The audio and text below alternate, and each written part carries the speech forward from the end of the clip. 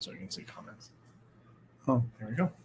Hey. Welcome to Fight Club. James McNeil, and I'm sitting beside Andrew McNeil. It's true.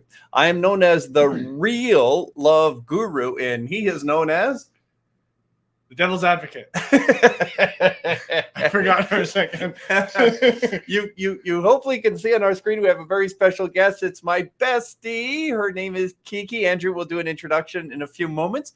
Welcome everyone who is watching to Fight Club.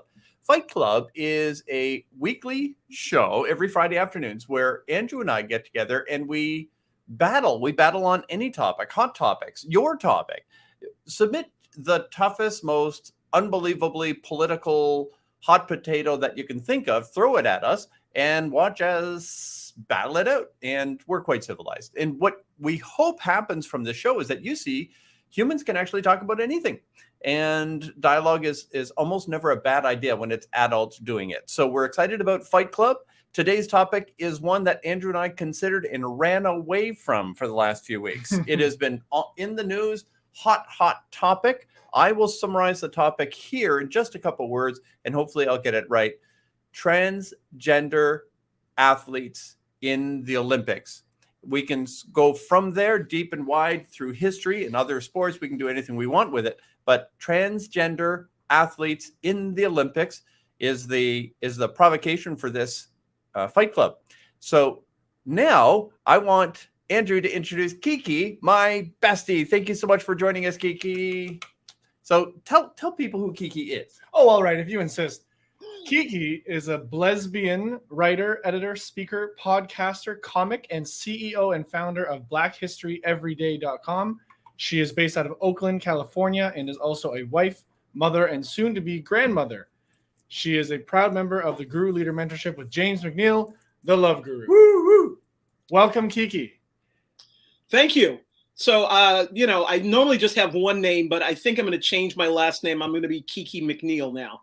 I can see the likeness. I like it. Welcome to the tribe. I like it. People will think you used to be a Viking, in your and I did.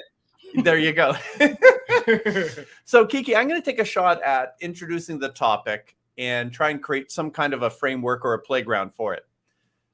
So the hot topic is, and we're very proud to announce that our proud Canadian Quinn, who goes neither by he or she, Quinn has chosen to use this single name and a non-binary. Is that the right term? Non-binary. Sexual identity. Quinn in non-binary gender. Non-binary gender is the right. Yeah. Thank you, Kiki. You'll be saving me a lot, I think. So, Canadian soccer just won the gold. Congratulations, Canada. Yay. Don't want to rub it in, but we did kick the U.S. team's butt on our way to the championship gold. So we're very proud of this. Quinn is a perfect, this victory within the last few hours is a perfect segue into the topic. Quinn is the first transgender, non-binary gender athlete in the Olympics to win gold medal. There are 3 transgender athletes in the Olympics, if I understand correctly, announced transgender. Doesn't mean that's all there are, but 3 announced transgender, and the first to win gold. So this is a big deal, if I understand my history correctly. And we want to talk about what is fair. Why is there a movement towards transgender athletic awareness and accommodation, or how does this work? What is fair? What is not fair? And what are the things to consider? Because some here would say, "Oh, I have an opinion." Well, that's fine. That's where we start. But this conversation is hopefully to expand our opinions and our awareness and our understandings. And we will likely disagree. Kiki and Andrew and I may land in 3 completely different places, but it is right to dialogue nonetheless. So, Kiki, launch us into this with your expert opinion on what is the topic, why is it important, what are we really talking about? Well, I'm not sure that I'm any more of an expert than you and Andrew, James. But first of all, let's announce our privileges. Yep. So we are 3 cisgendered people discussing this. So we, the two of you, I'm making an assumption, but you can correct me on this, were born male and identify as male as your gender. Is that correct? That is correct. I did start life as a woman, though. Okay, we'll explore that later. But I was born a man. That's okay. true. Okay. And you identify as a man now. Yes. And Andrew, you are the same. I will say the same. Yes. Okay. And that is referred to as cisgender, CISGENDER. Yeah. Which I think I've only known for about a year, when online I wrote something, I don't even know what I wrote, and some transgender person accused me, and rightfully so, of having cisgender privilege. Much the same way that if a white person is talking about race about a black person, or a Latino or an Asian person, they can only talk about it through their lens of white privilege. Clearly. So acknowledging all of our cisgender privileges. I am a lesbian, a black lesbian, but I am cisgendered. I am not transgendered. Transgender, no ED on it. So yeah, my expertise is that I am a person, and I just think about this, and it's a hot topic in the news. And many of my friends are transgender. In fact, I have a friend who is actually in Tokyo now, covering the Olympics, and she is writing, on this. And you're right. This is the first Olympics, named Tokyo 2020, even though this is 2021, but it's during the pandemic, that there have been 3 out transgender athletes competing. And many people have opinions that it is unfair, particularly if the transition of the transgender person is male to female. Right.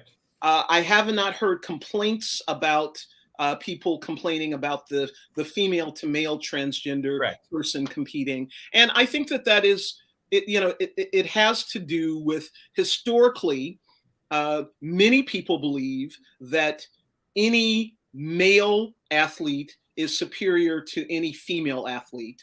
And the sports are separate. Whether even non-Olympic sports, obviously, men's professional basketball, women's professional basketball, wrestling, everything is separate. They don't compete at all. And the notion is that, again, any man is better than any woman athlete.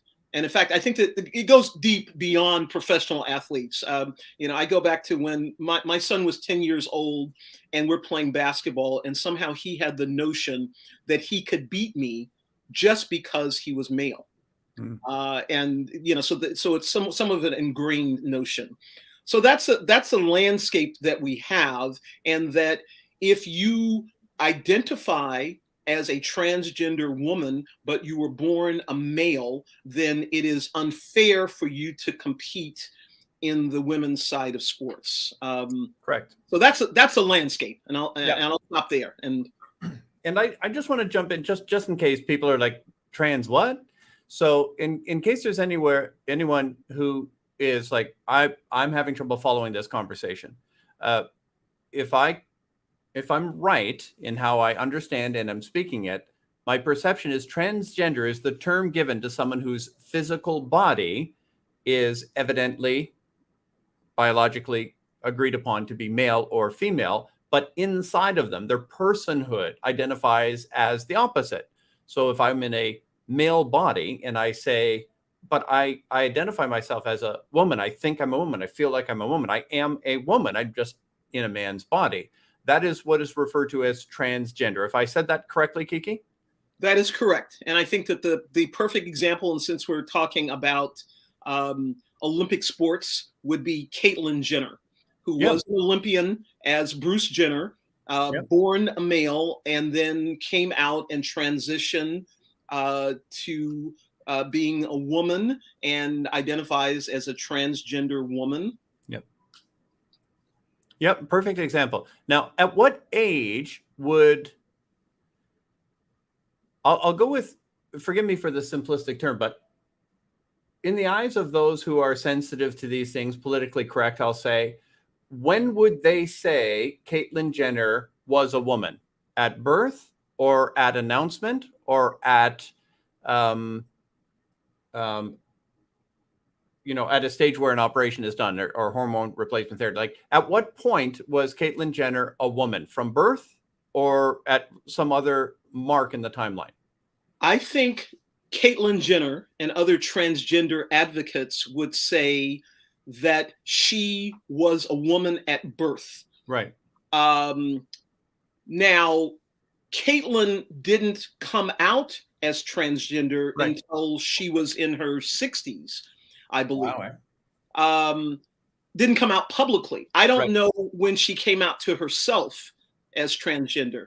And then just one other thing, Bestie, many transgender people, I think maybe all transgender people think that being transgender is, as you would say, their inner personhood, having nothing to do with whether or not they are taking hormones or whether or not they have had an operation. Right. Yes. And sorry, I apologize, Kiki. And I just for those who are like, I'm really trying to wrap my head around what you people are talking about here. What we're talking about is a person who identifies as a sex other than what their physical body is. And it does not mean that they're necessarily a gay or a lesbian individual. That's another topic again. So I may be a man and I inside say I am a lesbian. I am a transgender, which means my inner person is female and I'm attracted to females. So I go from being a straight man to a lesbian. Am I, you know what I mean? Like, because they're two separate topics. It's not just how I identify myself, but my attraction is another conversation. And so this transgender does not mean sexual preference one way or the other. Exactly. Yeah. We're talking identity. Transgender is an identity. Just like male is an identity, female is an identity, and some people identify as transgender male. One's sexual preference or sexual orientation is a totally different thing. And that's not our topic. So beautiful. I just wanted to make sure in case people are like, what? So now I want to hand it to Andrew because he's been very patient with us, but I just love my bestie and I just love talking to you. And you love Andrew too. What's that? You love Andrew as well. More than anything that I could not express how much I love my son. So no question there. The question is, what is Andrew's perspective? And I wanted him to start with what is his opinion based on what you were talking about, that there's a presupposition, and the way you said it has a deeply embedded opinion in it. You said the perception is men are always better than women, athletically. And so I thought it would be fair to hand it to Andrew and say, what do you think about the advantages? Because Kiki talked about the fact that we have privilege in cisgender. Do males have privilege when it comes to physiology? And so what are your thoughts on that? Well, all right. Let's get it. Let's get a little bit. Woo. A little bit challenging. See that, Kiki? He's ready to go. Bring it, Andrew. Well, I mean, I love the fact that we've set the stage as being inclusive, and of course that's the point. But I think that I am interested to know how far can we push the actual conversation of fair, not fair, right or wrong, whatever. So, one example that I would want to cite I first of all recognize, Kiki, your point that there is an unhealthy societal perception, or I'm not sure which words to use, but as far as sexism goes, that men have advantages or that men are better necessarily. And I personally don't subscribe to that. I don't think that men are better inherently than women or than anyone else. But I do think that there's one particular point within that conversation that I think is worth touching on, which is testosterone itself. Because I think that, like, for example, in a lot of sports, when they do drug testing, testosterone is one of the things that they test for, testosterone levels. And so they have limits. They have ranges that if you have your testosterone between this level, that's appropriate. If it's too high, that's inappropriate. And if I'm not mistaken, those levels are different between men and women. So the question then becomes, is testosterone, if testosterone is considered to be essentially or in the same category as a performance enhancing drug, does testosterone act as an inherent advantage for a man over a woman in athletics? I think that's a valid question to ask. If it does fall into the category of drug testing, nothing to do with personhood or manhood, just the actual drug or hormone, the testosterone of it. Right. Is that in and of itself an advantage, testosterone? I would argue, I think that yes, it is. The testosterone, especially considering if the levels are too high, that's considered to be cheating or, in a drug test. So is testosterone specifically an advantage in sport? I think that's maybe a first question to acknowledge. Sure.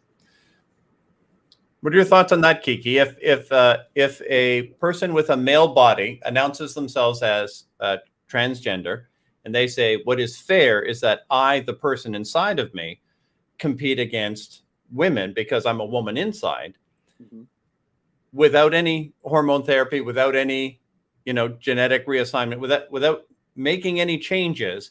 Is it fair that I enter into athletic competition against cisgender women because I've announced that I'm a woman inside? Does that make it fair because I've made this announcement that these women now have to compete against me because I said so? You know what I mean by that? I hear exactly what you're saying. So just first of all, let's acknowledge that men have a higher testosterone level than women, correct? Agreed. Right. Yeah. So, but Andrew, you don't think that necessarily that men are better athletes or stronger than women. But the thing, and I would disagree, I think that in some instances that they are, the thing hormonally, the thing that gives them the physical advantage is testosterone. Yep. Okay. So without any enhancements. Right. So we can start with that. So if someone is, if a transgender woman is competing in a sport and has to take a test, then her testosterone level would be higher in and of itself. Do I? And by the way, let me just add another thing that I read, that if someone is transgender and they are in this sport, they can take a testosterone suppressant. Yes, right. To keep themselves within the boundaries, within the legal range. Within the range. Now, I don't know in terms of the other side whether transgender, a trans the opposite man can do that. So, but no, I don't. Okay, so I'll just answer the question. This is my gut, just in thinking about it. Is I don't think it's unfair because the testosterone test itself is something that is artificial. So you're using this artificial thing and you're saying automatically, if you have a testosterone level above this point, you can't compete. Correct. So no. So well, where we have familiarity with this, Andrew and I are MMA fans, as you know, and thank you for putting up with our cheering and watching the last UFC. Sorry for how that worked out. But back to it. In the UFC, cisgender men fighting cisgender men must pass a battery of tests, checking for 1 million sneaky ways to cheat through, different hormones and steroids and yada yada. And if their testosterone levels are too high, they're not allowed to fight, period. So it's in my experience, standard operating procedure for cisgender combatants to have to pass an appropriate level of testosterone test, right? So Men it's just only, a fact. though. Is that correct? What's that? Men only. Do the women? Yeah, women have to pass all the same tests. I mean, different levels for different weights and bodies and so on. Probably, I don't know. I'm not one of those drug experts, but women have to pass all of the drug tests. Men have to pass all of the drug tests, and everyone must pass certain levels of all these things. So some are natural, like testosterone is natural, but it's not always natural, right? People can take TRT, testosterone replacement therapy. So I'm merely saying that it is standard amongst men and women, cisgender combatants, to have to pass rigorous tests to be able to get in, because they know it's a performing enhancing thing. Now, even if there's no proof that they actually ingested testosterone, if their levels are too high, they're too high. And so they don't have to prove that it was a augmented testosterone level. It's just you're out because your testosterone levels are too high. So it's a normal thing that I think is fair play within competitive sports. Okay, so then if that is the case, then the rules shouldn't be any different, otherwise. And then it would be up to the athlete to take a testosterone suppressant to make sure that, well, it mainly is only going to be in the case of women. So a transgender woman would have to take a testosterone suppressant to make sure that she fell within the guidelines, for competition in whatever sport, and not just in Olympic sports. So I'll give you my opinion on that. Do you want to keep going? Because I'm ready for more. Do you want to keep going on your thought? Well, no, I think do your thing. Okay. So my thought, Kiki, to be completely fair and open on my perspective is that testosterone isn't just an immediate advantage or disadvantage. Since before birth, testosterone has been creating a different body than in a female body. So a male body has testosterone advantages, if they are, from pre-birth all the way until the day of the competition. So you can take away testosterone from the system that day, and in the case of the Olympics, for a whole year, but it still doesn't change the fact that the first 29 years of my life, or 22 or 23, I benefited from the advantages of testosterone to build my bone structure or my organs or my muscles or whatever is. I'm not a, expert on this, but it doesn't take away the decades of advantages that gives me. And so my thought, Kiki, is we can have physical bodies called male compete against physical bodies called male, and that's fair, right? Cisgender female and competing against cisgender female.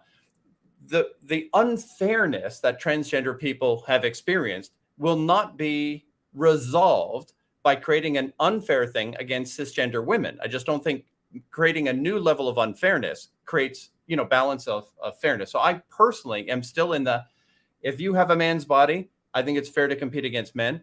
In the case of Caitlyn Jenner, Bruce did just fine.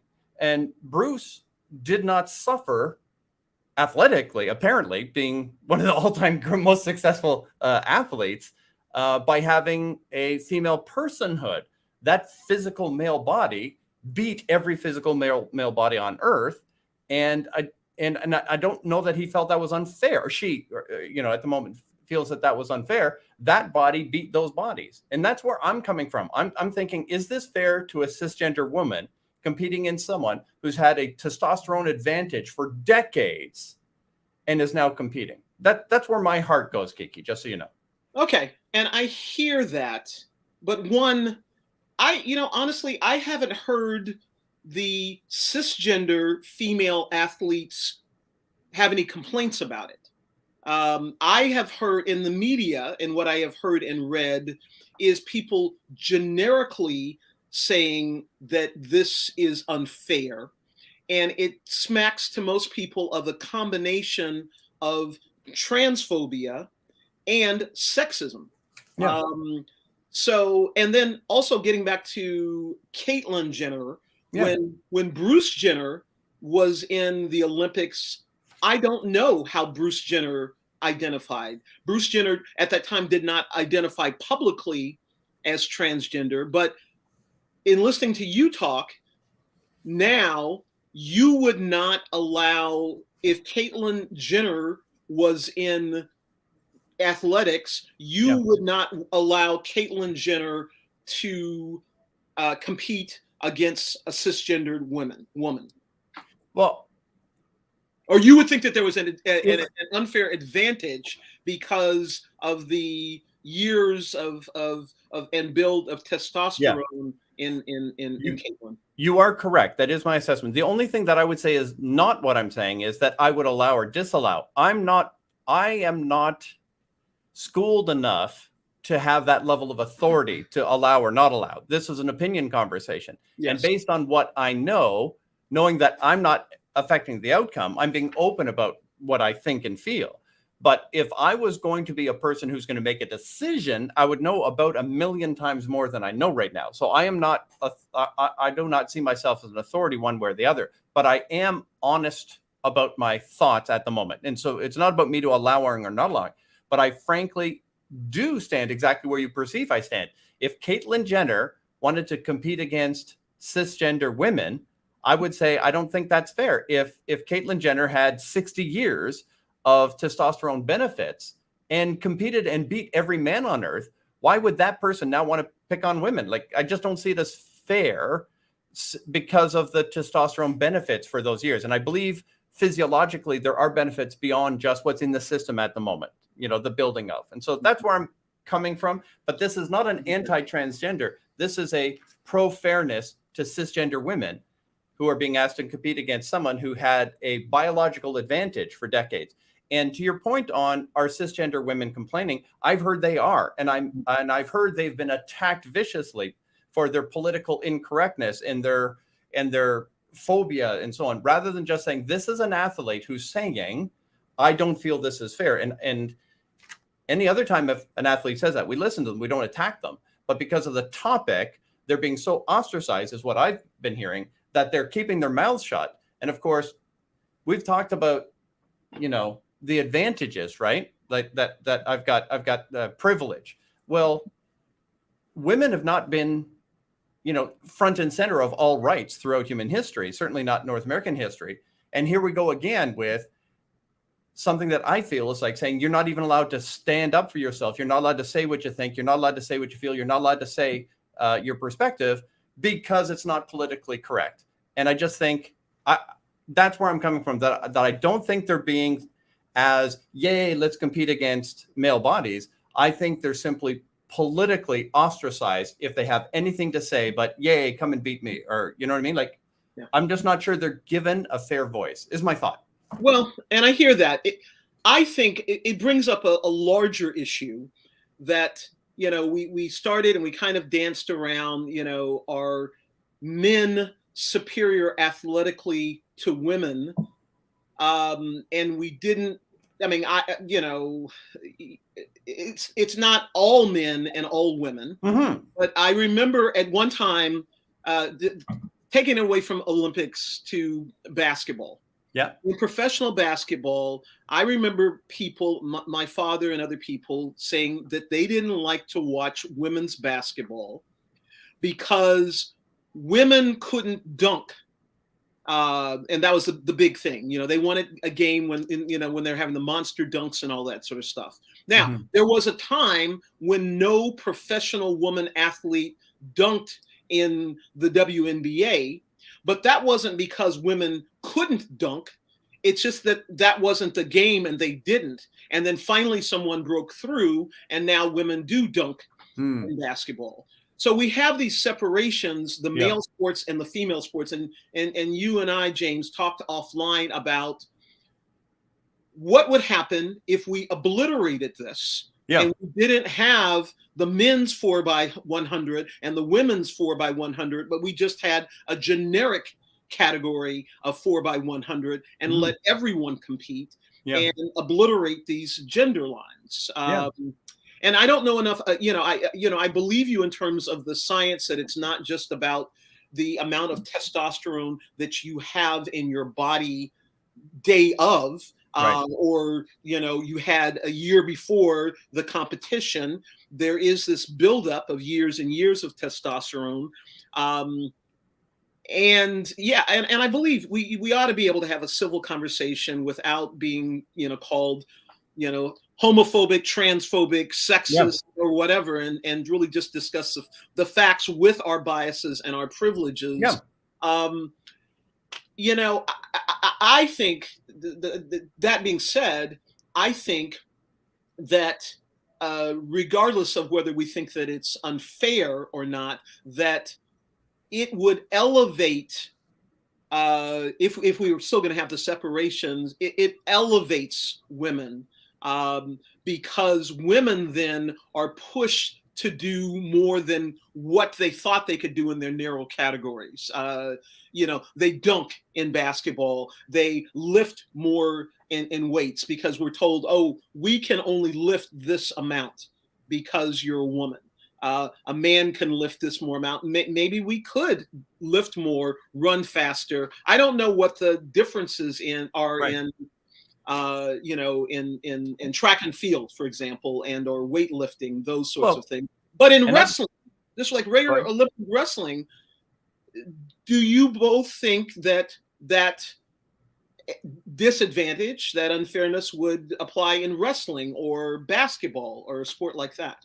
Or is it limited to certain sports? Well, I think actually, in one way, those are, to me, two different conversations when it comes to wrestling or basketball. Partially because, like, wrestling comes in terms of weight classes, and so I think if a male, cisgendered male, and a cisgendered female are in the same weight class, I think to some degree it's more, that to me is more likely to be balanced, testosterone aside. If they're in the same weight class, I would tend to believe that can be balanced, or fair. In basketball, it's tough for me to say because, I mean, like, I happen to think, and I grew up playing basketball. I happen to think, again, gender aside, like, I think height is a huge difference in basketball, particularly in basketball. And so, gender aside, if I'm going to play one-on-one against LeBron James is going to have a huge advantage over me because he's massive. And so it doesn't matter if I'm a male or a female. There are physical advantages in height as well, or in other cases. So, I mean, look, I've played basketball with women that are very, very talented. I've gotten my ass kicked by women before. So it's not, I don't think that it's as simple to say that men inherently have a physical advantage. But I think it's more, to me, the way that I think about it is more about like the ultimate limits. I think that in the sense, like, the absolute fastest male time, let's say in a sprint, if I'm not mistaken, is faster than the fastest female sprint ever, right? And I think that if you go to the ultimate extremes, to me, an advantage that may speak to why that male record is better than the female record would, in my opinion, in all likelihood, be the testosterone factor. So, it is touchy, right? Like, I definitely don't think that I'm going to be a better basketball player than a woman in the WNBA, right? Just because I'm a male, I recognize they'll whoop me. Yeah, skill. But yeah, I think that brings in the question about skill. I mean, who's got the skills, right? Mm-hmm. So skill for skill, it's kind of like saying pound for pound. I think I personally, and Kiki, I mean no offense by this, I believe the jury's out on this, that same weight, same age, same height, the records would show men ran faster, lifted more, did these physical things. But a guy who doesn't know how to wrestle is going to get his butt kicked against a woman who does know how to wrestle. Like, we watch the UFC. There's some girls at like 125 pounds, right? I'm 190, right? And I'm like, she's 4'10", and she would destroy me in a heartbeat because she's skilled. I'm not skilled. It doesn't matter. Pump me full of testosterone and steroids. She's still going to kick my butt because I don't know how to do what she knows how to do. So if someone is equally skilled, that's one thing. But I believe the male physiology has a track record of running faster, lifting more than the female physiology, same weight. So if they're both 150 pounds, same whatever,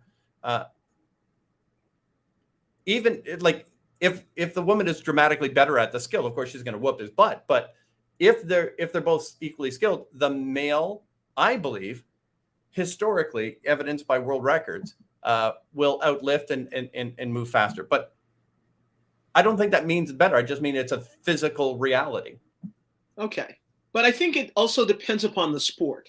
Yeah. Let's get, and you may be right, and Andrew, I agree with you on the record in track and field, that in the categories, the fastest male time is faster than the fastest woman time. Okay. Yes. But if we look at something like boxing or wrestling, where you have the same weight classifications, does that even out a little bit more? I don't think so. You don't think so? You still think that in the same weight class, most men equally skilled to women in the weight class in boxing and wrestling and weightlifting and those sort of things.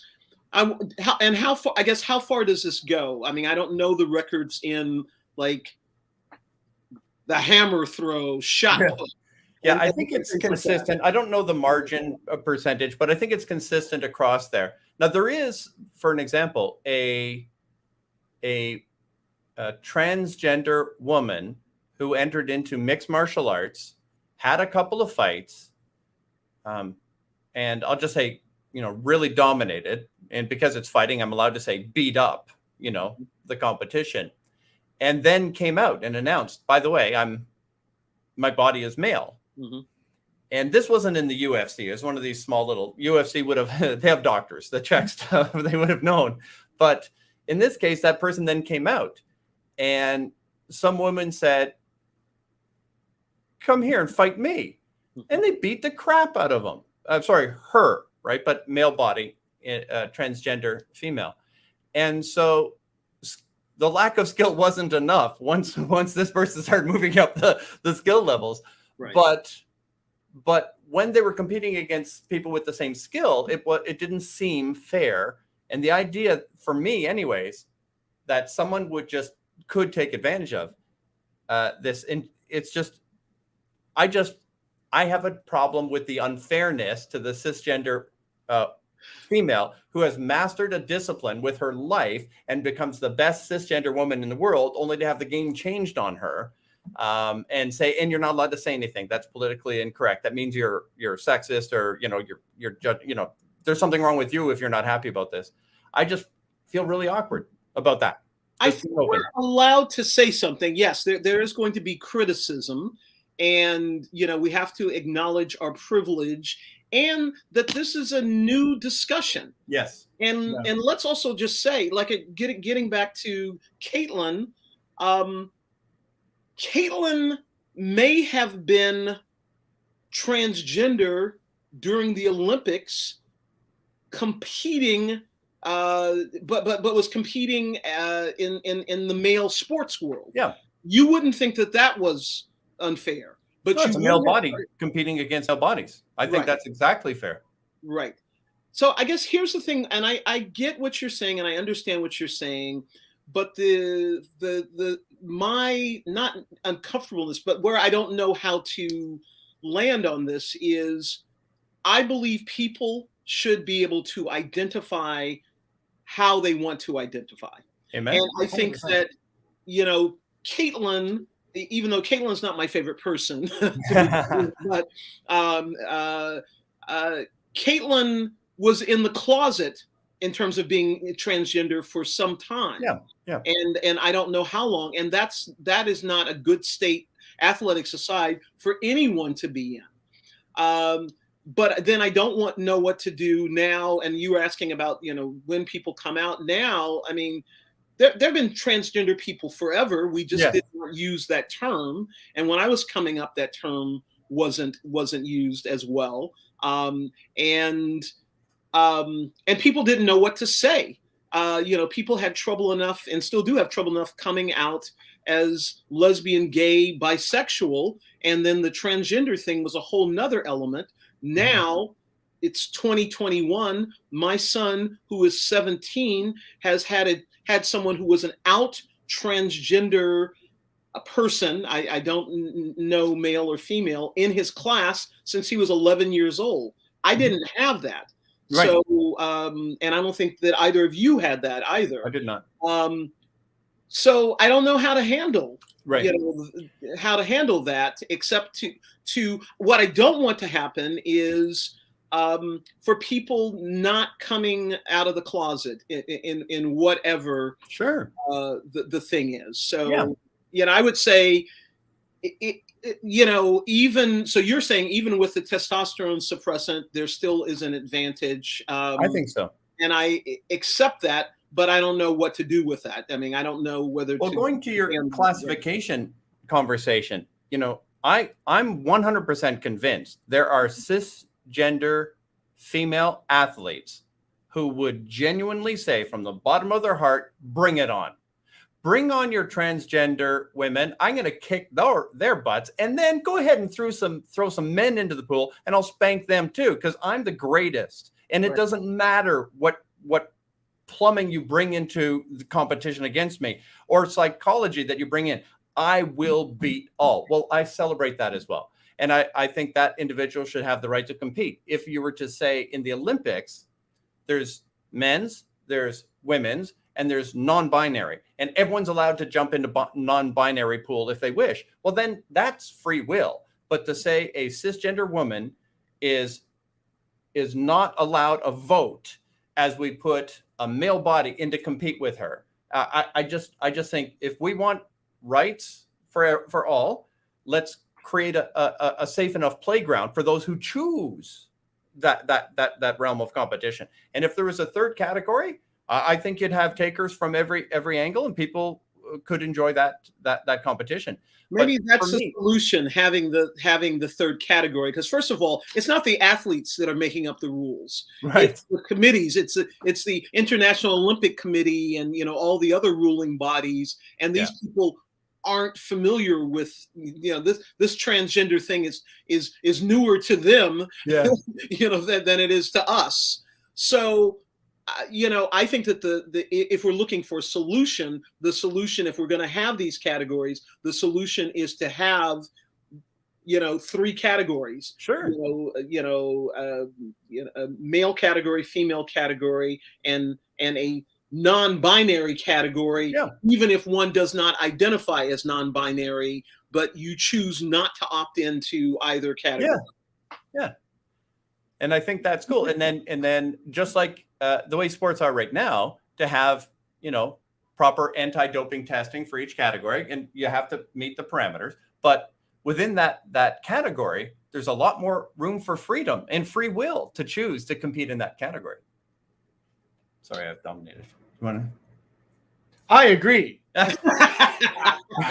Tiki, it wasn't fair to poor Andrew. I'm sorry. No, it was fair. I'm a patient listener. I'm happy to enjoy the conversation from a third person perspective. I happen to agree that I think that an ideal world would allow for non-gender defining competition. I think that to be perfectly honest, I remember thinking about this even as a kid,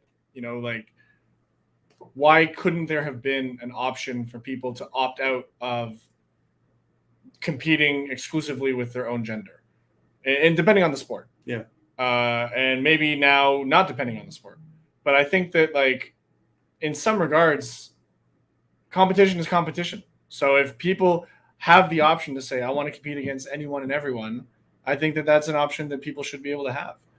And I do think that it fits perfectly into this conversation, because then it eliminates some of those questions about advantage, disadvantage, fair, not fair. Because if they opt in, this is the environment, this is the arena I want to play in, then they're taking what they get. It is fair because you opted in. I think maybe that is kind of where the discrepancy comes in for the question of fairness towards cisgendered women, because they're not being given a choice to opt in or out of competition against transgender women. Yeah. Right? Like they're in a position where their environment is changing. They're the playing field is changing without their consent, without their input. And so I think maybe the appropriate response is to create an environment where anyone and everyone can opt in, that this is now a genderless, non-binary playing field. And if you want in, then you're welcome to.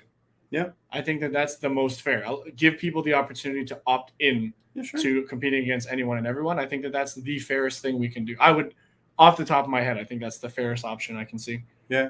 And Kiki, I just thought of a story. When I was a kid, I'm going to guess 9 years old. But even at 9, I was playing hockey at a fairly high competitive level. And I was a part of a summer league, which was like a prep league for, the higher caliber combatants.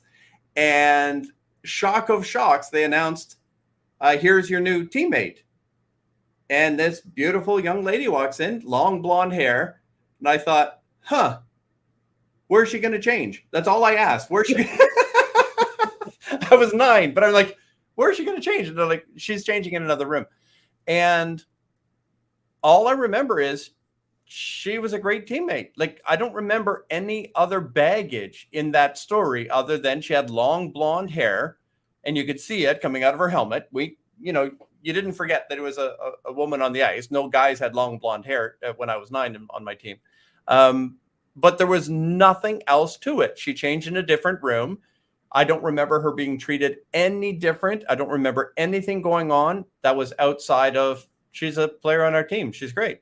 You know what I mean? Like, I'm really happy to say I have that memory of having a woman on our team. But again, that was her choice. I choose to compete against these men.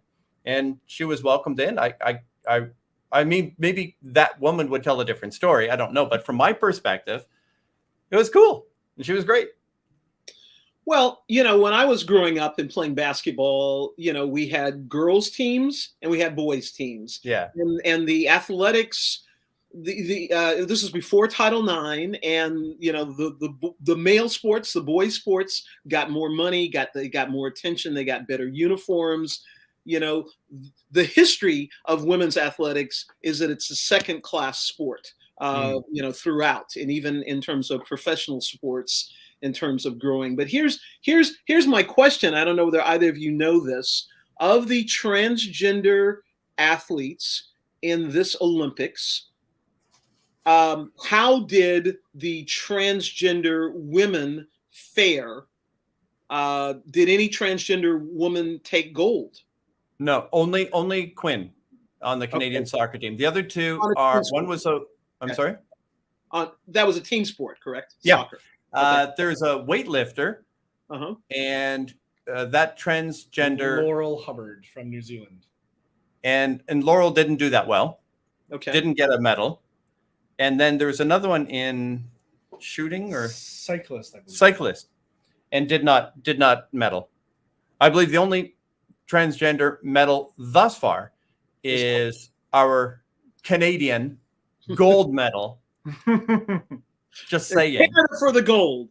Okay. So the testosterone advantage here didn't pan out. What was that? Sorry?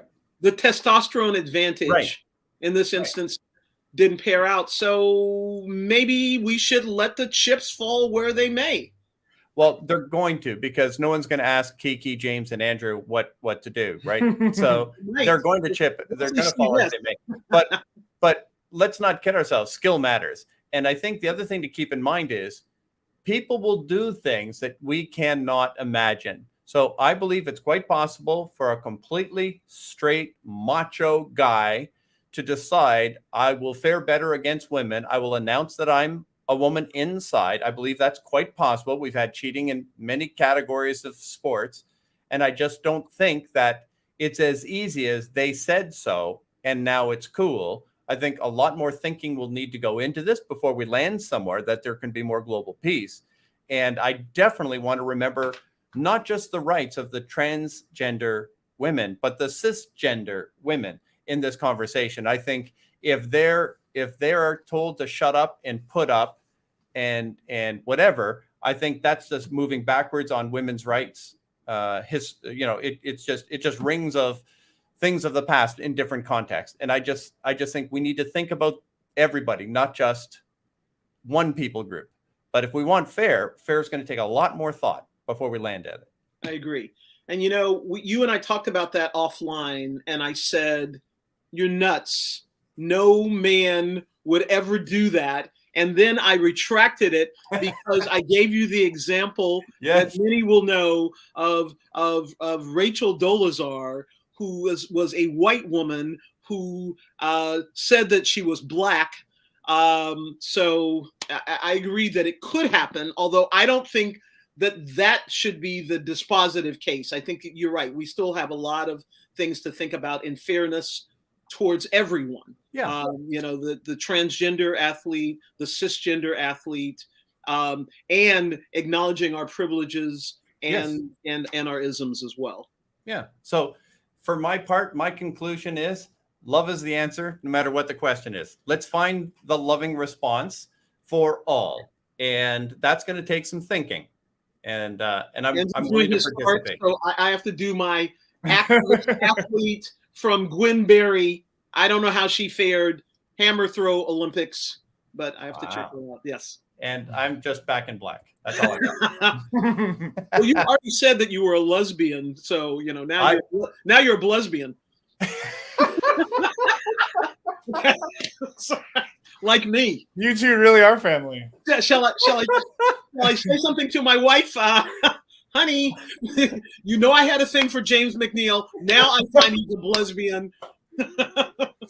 My dear bestie, thank you so much, Kiki, for joining us. Any final thoughts, Kiki, from you? I'm going to ask for final thoughts from Andrew as well. A final thought?